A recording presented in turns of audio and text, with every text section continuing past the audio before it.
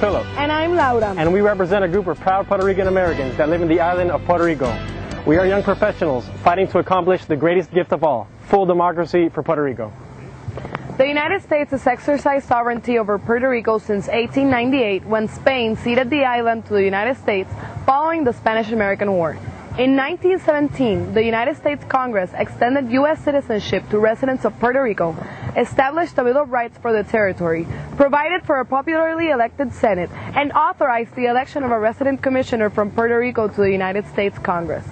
On March 2, 2006, Representative Luis Fortuño, resident commissioner for Puerto Rico, introduced legislation that would authorize a series of plebiscites on the islands. The first of which would determine whether voters wanted the current territorial political status of Puerto Rico to change.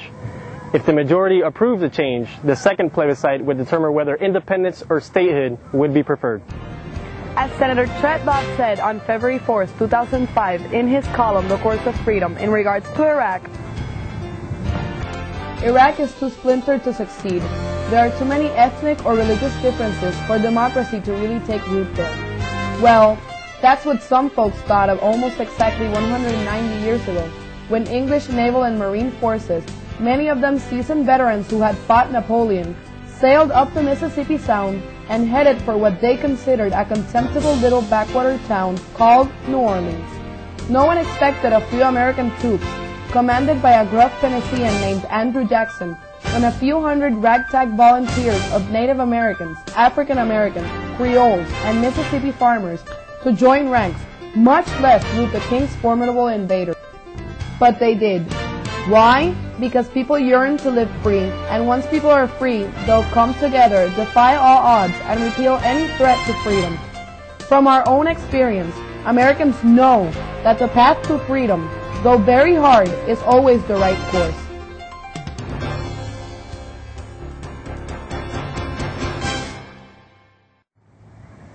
Laura mentioned Senator Trent Lott's remarks because democracy and freedom are the greatest gift of America to the world. Hence, it is irrational and unjustified for the U.S. to have almost 4 million of its own citizens deprived of such a precious gift.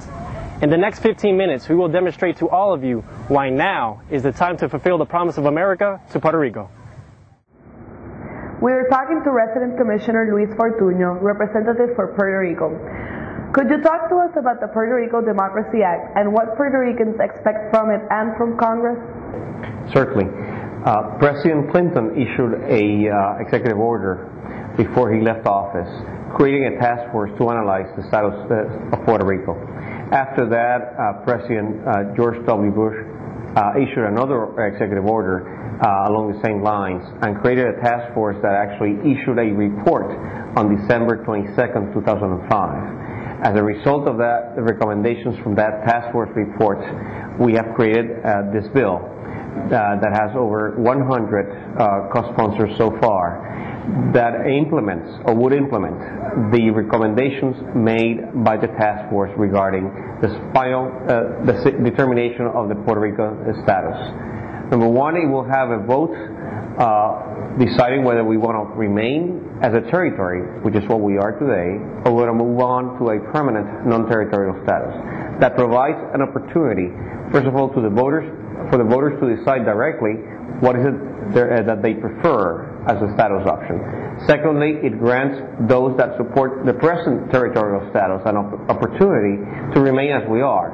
However, it also creates a roadmap for a final determination of our status. So if the voters decide that we want to move into a permanent non-territorial status, we would have a second vote.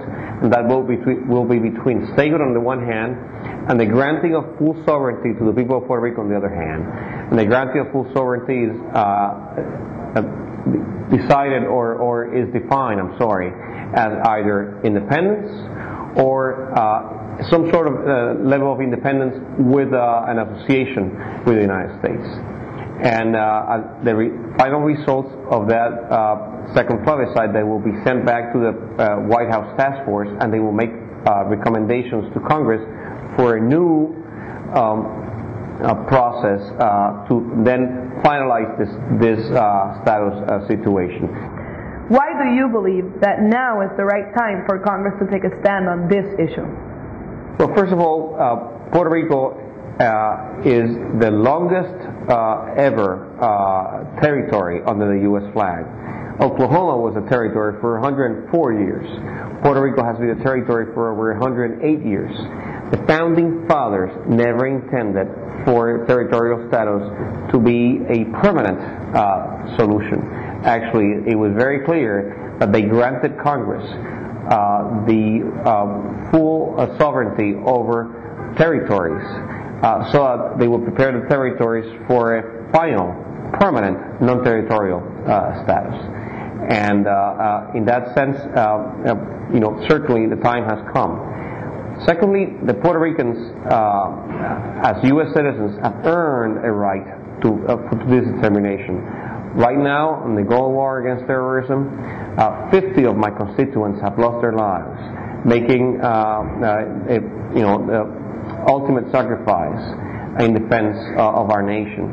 None of them could vote for the commander-in-chief. And we should, at the end of the day, have the right, as U.S. citizens, to determine whether we want to remain as a territory or move on into a permanent non-territorial status. Standing in front of the Veterans Memorial of Puerto Rico, let us remember and honor the brave Puerto Rican American citizens who have defended the essence of our great nation and what we stand for: liberty, freedom, and justice for all. Tens of thousands of Puerto Rican soldiers have fought in the numerous wars waged by our nation, 4 of which have received the Congressional Medal of Honor, and our soldiers continue to serve proudly today during Operation Iraqi Freedom. Puerto Ricans serve proudly because we cherish our American citizenship. We believe in world democracy. We believe in equality among all American citizens. And we do this because, ultimately, we believe in America. For our nation is the beacon of freedom and democracy in the world. In spite of Puerto Ricans' incredible gift of service to our nation, the island is disenfranchised from our nation's political decision-making process. Puerto Ricans have a voice, but not a vote in Congress. We are unable to vote for the president, the commander-in-chief of our troops. The irony of the political status of Puerto Rico is that the soldiers living in Puerto Rico are more than heroes, but less than citizens. This is not congruent with what America stands for. As proud Puerto Rican Americans, we are confident that the light of freedom and democracy will reach Puerto Rico. The next chapter of our nation's greatest legacy to the world will be written when we, the United States citizens living in Puerto Rico, are given the opportunity to move on from the territorial status that we live in today and are treated with respect by providing us with the mechanism to achieve full democracy. Our Puerto Rican soldiers and the 4 million American citizens of Puerto Rico do not deserve less. We just expect you to treat us with the same respect that you treat other nations. We expect you to understand that if you choose to ignore this plea, you will be ignoring not only your fellow citizens, but those whom we are honoring with this memorial today. We expect you to realize that the United States, our nation, cannot provide mechanisms for Iraq to reach full democracy, while at the same time has 4 million of its own citizens deprived of what makes the United States the greatest nation in the world: democracy. Like President Bush said recently, the best gift the United States can give to the world is democracy, freedom, and justice.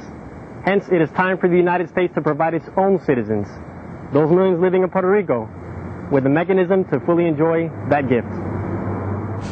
You might ask why Congress should get involved, why Congress should bother. The answers are simple. It is your moral duty and it is just the right thing to do. It is simply about what the United States stands for: freedom, equality, and justice for all. The question now is, do you truly believe that freedom and democracy should be preserved in our entire nation? Then the answer is simple. You will have to believe in equality, freedom, and justice for Puerto Rico. During the last 15 minutes, we have given you numerous reasons to support both the Senate and the House version of the Puerto Rico Democracy Act. Members of Congress, the world is watching. The time to act is now. Democracy cannot wait.